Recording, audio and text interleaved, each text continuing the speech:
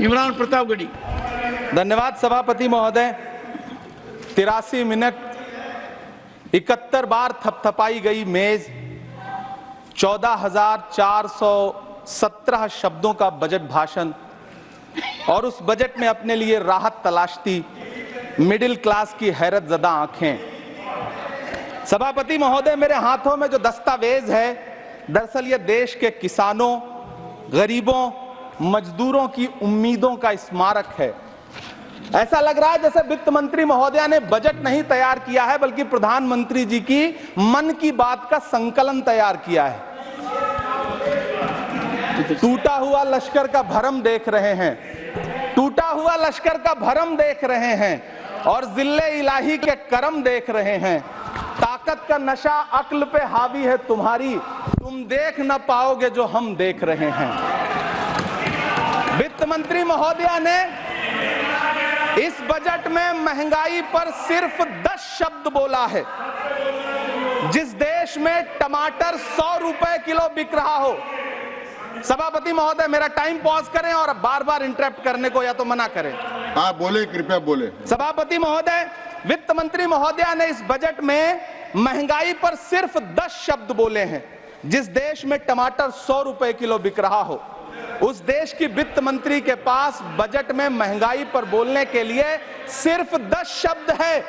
Diesel, petrol, आटा, चावल, दाल, सब्जी की महंगाई का तो कोई जिक्र ही नहीं।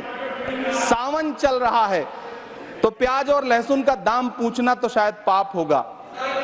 मैंने तो यह भी सुना है कि वित्त मंत्री जी जो चीज खुद नहीं खाती हैं, उसके दाम से उनका कोई लेना देना नहीं होता। लेकिन इस बार बजट पेश करने के लिए पार्लियामेंट आने से पहले वित्त मंत्री जी ने दही और चीनी खाई थी। अब तो उनसे यह पूछा जा ही सकता है कि उन्हें दही, दूध और चीनी का रेट तो इन दिनों पता ही होगा। क्या उसे सस्ता करवाएंगी या नहीं सस्ता करवाएंगी?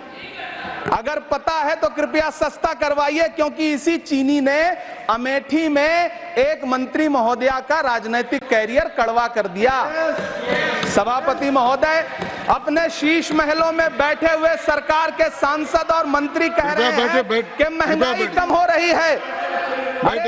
संसद की कैंटीन से बाहर निकल करके एक चाय का कप खरीदिए, तब समझ में आएगा कि महंगाई कम हो रही है या बढ़ रही है। किसी एक दिन अपनी किसी मजदूर की तरह अपनी दिन भर की दिहाड़ी लेकर के बाजार जाइए और अपने बच्चों के लिए राशन खरीदिए, तब पता चलेगा कि महंगाई कम हो रही है या नहीं हो रही है।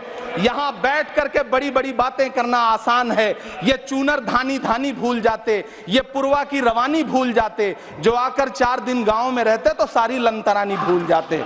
सभापति महोदय, इलेक्टोरल बॉन्ड खरीदने के नाम छुपाने वाली सरकार, इलेक्टोरल बॉन्ड खरीदने वालों के नाम छुपाने वाली सरकार इन दिनों आम के ठेला लगाने वालों के नाम जानना चाहती है। मुझे तो होटलों, ढाबों या आम के ठेलों पर नेम प्लेट लगवाने वालों से पूछना है कि कभी खून की बोतल पर देखा है किसी का नाम लिखा हुआ? मुझे पूछना है कि क्या कोरोना के दौरान अपनी उखड़ती हुई सांसों के लिए ऑक्सीजन तलाशने वाले किसी इंसान ने ऑक्सीजन लाने वाले किसी इंसान से पूछा था कि ऑक्सीजन लाने वाला इंसान हिंदू है या मुसलमान है? मुझे पूछना है कि लावारिश लाशों के लिए कोरोना में कांधा देने वाले, चिताओं के लिए लकड़ियां सजाने वाले किसी इंसान से पूछा गया था उसका नाम, उसका मजहब? लेकिन इन दिनों पूछा जा रहा है। सभापति महोदय, अफसोस देश के प्रधानमंत्री जी ने कभी न टूटने वाली चुप्पी ओढ़ ली है। सभापति महोदय, जनता ने 63 सीटें कम क्या कर दी, ये सरकार तो अमृतकाल का नाम लेना ही भूल गई। ये भूल गई है अमृतकाल को, ये भूल गई है मनरेगा को, ये भूल गई है मौलाना आजाद नेशनल फेलोशिप को, ये भूल गई है मणिपुर को, ये भूल गई है महाराष्ट्र को। मुझे गर्व है कि मैं राज्यसभा में महाराष्ट्र का प्रतिनिधित्व करता हूं।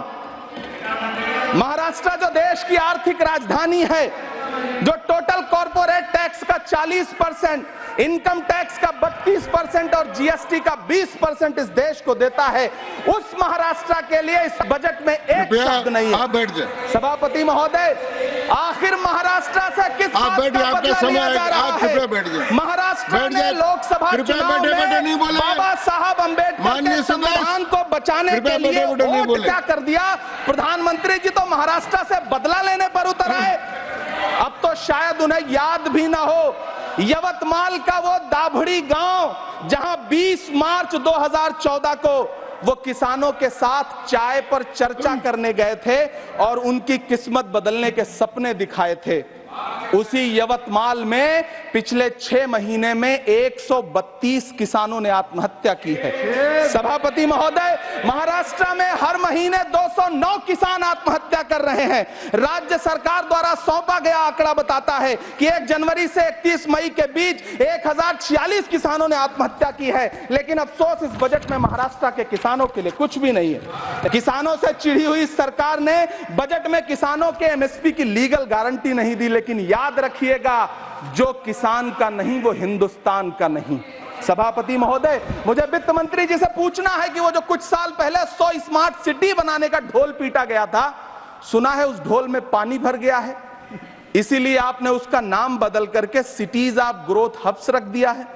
अच्छा है, नाम बदलने का खेल खेलते रहिए। आपकी कई सरकारें तो इसी वजह से चल रही हैं। इस सरकार को पढ़े लिखे लोगों से दिक्कत है सभापति महोदय, इसीलिए इस सरकार ने यूजीसी का बजट 66% कम कर दिया है। वाह री सरकार। सभापति महोदय, मैं वित्त मंत्री जी के संज्ञान में लाना चाहता हूं कि किशनगंज में एएमयू सेंटर के पास 224 एकड़ जमीन है। यूपीए सरकार ने सोनिया गांधी जी की अगुवाई में 136 करोड़ रुपए एएमयू किशनगंज सेंटर के लिए सेक्शन किए थे। लेकिन आपकी सरकार ने पिछले 10 साल में उस 136 करोड़ में से सिर्फ 10 करोड़ रुपया रिलीज किया है। 1.5 करोड़ की आबादी वाला सीमांचल बेहतर शिक्षा के लिए उस सेंटर की बाट जोह रहा है। मेरा आपसे सवाल है कि इस सेंटर का बाकी पैसा आप कब रिलीज करेंगे? मुझे उम्मीद है वित्त मंत्री महोदया जवाब जरूर देंगी। सीमांचल उसी बिहार में आता है जिसकी बैसाखी के सहारे आपकी सरकार चल रही है। वहां के लोगों को एम्स की जरूरत है। महानंदा और कोसी से होने वाली बाढ़ की तबाही को रोकने के लिए बांध बनाइए, सीमांचल के साथ सौतेला व्यवहार बंद करिए।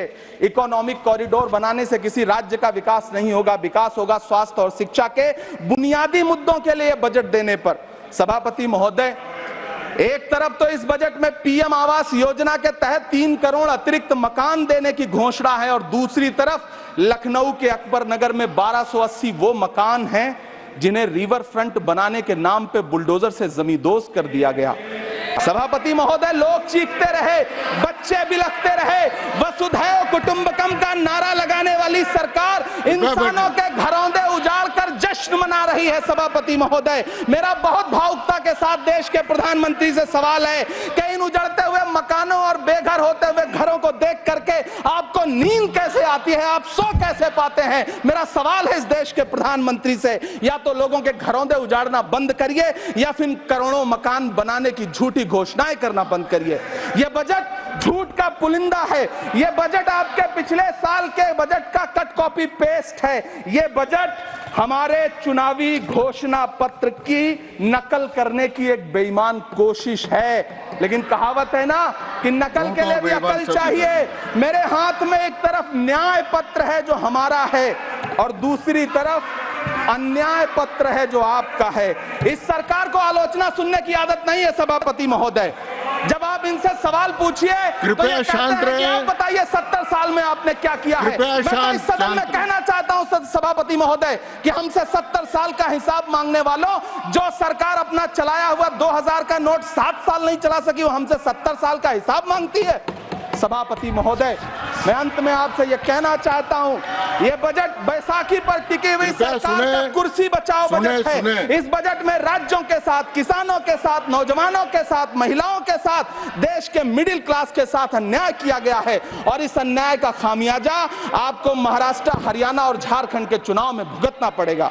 सभापति महोदय, इस सरकार ने नोटबंदी लगाकर देश की आम जनता की पूंजी कृपया छीन ली। बैठे बैठे नहीं बोले, गब्बर सिंह कृपया। टैक्स लगा करके छोटे व्यापारियों के कारोबार छीन लिए, पेपर लीक करवा करके युवाओं की आंखों से नौकरी के सपने छीन लिए, अग्निवीर लाकर देश के जवानों की उम्मीदें छीन ली, बुलडोजर लगाकर लोगों के आशियाने छीन लिए, महंगाई लाकर देश की जनता की थाली से निवाले छीन लिए और नारा लगाया कि हम तो सेवक हैं, 18-18 घंटे काम करते हैं। इन्हीं लोगों के लिए किसी ने शेर कहा है कि जो सच और झूठ में दूरी है वो दूरी समझते हैं, सियासी हाकिमों की हम भी मजबूरी समझते हैं, वो अपना हक समझते हैं निवाला छीन लेने को, डकैती को बहुत से लोग मजदूरी समझते हैं। हमें पता है कि कैसी मजदूरी की जा रही है। सभापति महोदय, मैं यहां खड़ा होकर के अंत में आपसे कहना चाहता हूं कि इस बजट में तमाम राज्यों के साथ अन्याय किया गया है,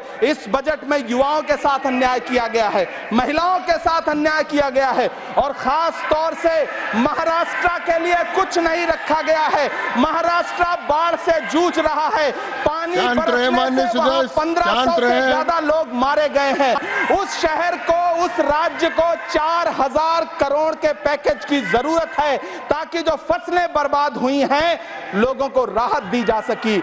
लेकिन अफसोस इस बजट में महाराष्ट्र के लिए ऐसा कुछ भी नहीं है।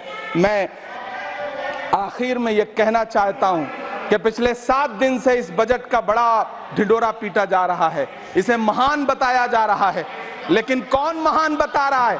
सत्ता पक्ष के लोग, उन्हें तो बताना ही है, क्योंकि मैं अवध क्षेत्र से आता हूं, प्रतापगढ़ से, नीरज भाई भी अवध और पूर्वांचल से आते हैं।